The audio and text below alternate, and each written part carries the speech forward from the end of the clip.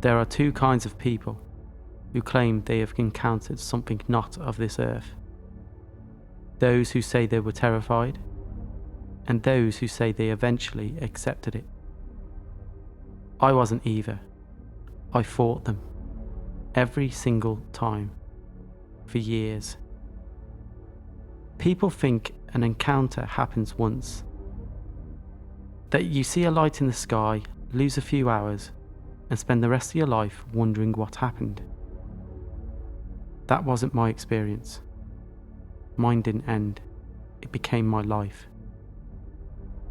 The first time I became aware of them, I thought someone had broken into my apartment.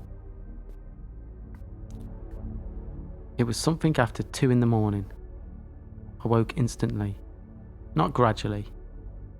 1 second I was asleep, the next wide awake. The room just felt wrong. Not quiet, dead. Even the air conditioning had stopped. I tried to sit up. Nothing. Every muscle in my body refused to respond. I could move my eyes.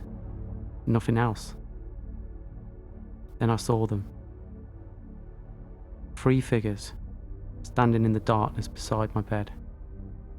Short, thin, grey skin, huge black eyes. No expression, no emotion, no fear. Just observation. Most people say they froze, but I didn't. Inside, I was furious. I fought against whatever held me. I tried to scream, to move, to bite my own tongue if I had to. Anything. But the harder I resisted, the stronger the pressure became. Then one of them looked directly at me. I heard words, not with my ears, inside my head. Be still. I answered the only way I could, mentally. Go to hell.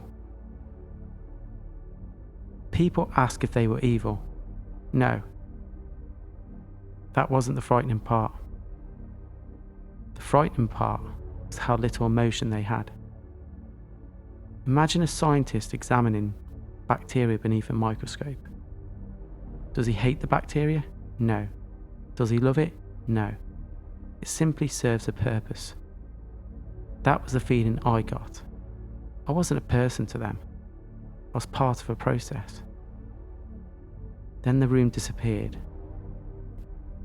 There wasn't a flash of light, no spinning tunnel, no sensation of flying. Reality simply changed. One moment I was in my bedroom. The next, I stood beside a place that shouldn't exist. There were no visible lights, yet everything glowed. No windows, no doors. The walls curved like they had been grown rather than built. Nothing had seams. Nothing looked manufactured. It looked alive. There were more of them now. 5, maybe 6. One approached carrying what looked like a metallic rod.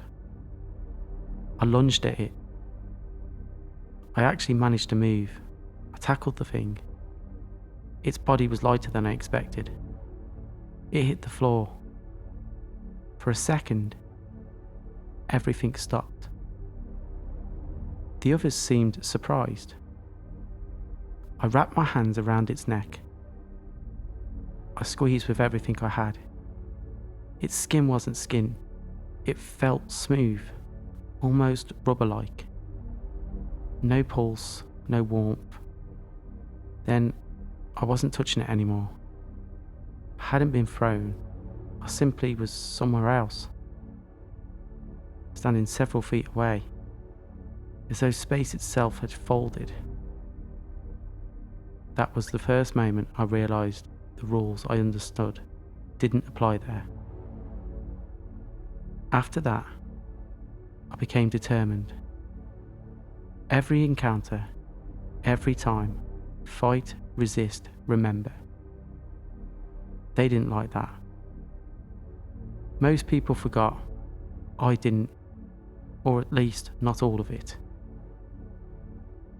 Every encounter left fragments, faces, rooms, symbols, machines. They accumulated, like pieces of a puzzle I never asked to solve. Eventually, something changed. One of them began communicating. Not sentences, concepts. Entire ideas arriving all at once. The impression I received was this: humanity stood at a crossroads. Technology was advancing faster than wisdom. Our species possessed the power to destroy the very environment that sustained us. Whether this message originated from extraterrestrials, my subconscious, or something else entirely, I can't prove. But it was persistent. Over and over, the same warning. You are changing your world faster than you understand it. Then came the children. That disturbed me more than anything. They brought me into another room. Several children stood there. Different ages, different ethnicities, perfectly calm. Some looked towards me, some toward the beings. I demanded to know who they were. No answer. Only silence. Then another thought entered my mind. Not spoken, experienced. Observe. One child looked directly at me. He smiled. Not because he was happy, because he didn't seem afraid. And that frightened me. Children should be terrified in a place like this. He wasn't. Over time, the encounters changed again.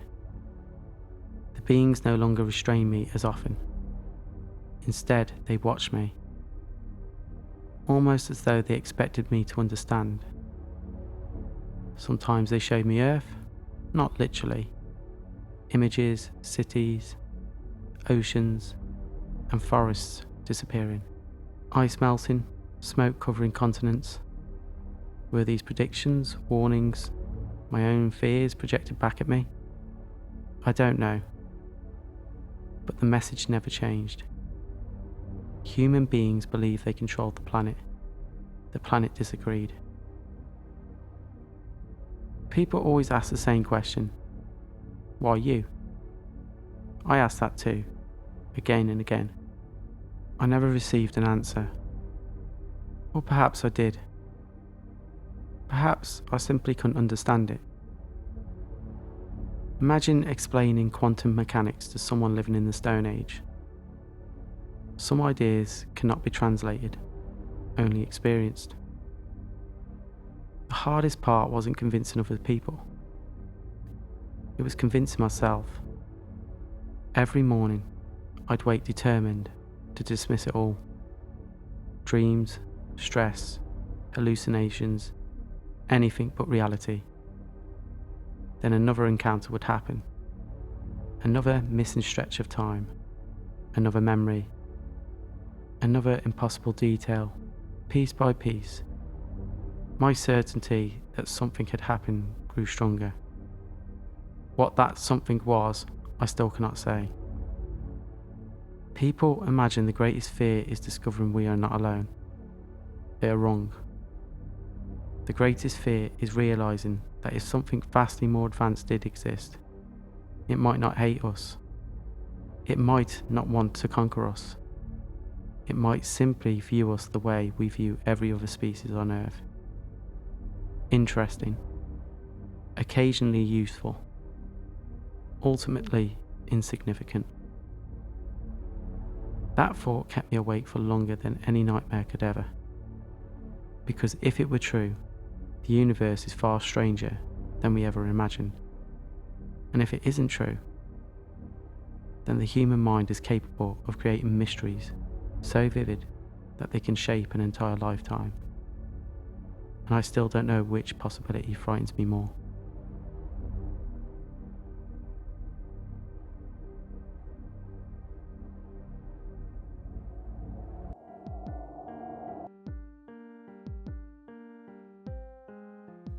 If this story kept you listening until the end, don't forget to subscribe and leave a like. We release new videos twice a week, Thursdays and Sundays, between 1800 and 2000 BST. And before you go, the truth is often scarier than fiction.